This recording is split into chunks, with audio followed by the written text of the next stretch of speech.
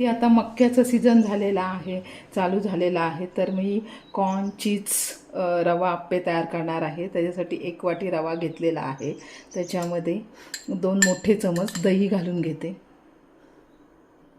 थोडंसं पाणी, पाव चमच बेकिंग पावडर हे मिक्स करते आणि 10 मिनिटं ठेवून देते। इथे थोडंसं तेल घेतलेलं आहे, त्याच्यामध्ये जिरं, हा थोडासा कांदा, अगदी थोडा, थोडीशी मिरची, 1 वाटी मक्याचे दाणे, चवीनुसार मीठ, थोडी कोथिंबीर, तर गॅस बंद करून घे, थोडीशी साखर बॅटरमध्ये, थंड झालेला आहे, चवीनुसार मीठ, काळी मिरी पावडर, आप्पे पात्रामध्ये तूप घातलेलं आहे, असं बॅटर झालेलं आहे, चीज आहे तो याच्यामध्ये असं प्रेस करून घ्यायचं। कॉर्न चीज रवा आप्पा तयार झालेला आहे, खूप छान लागतो, चटणीबरोबर तुम्ही खाऊ शकता।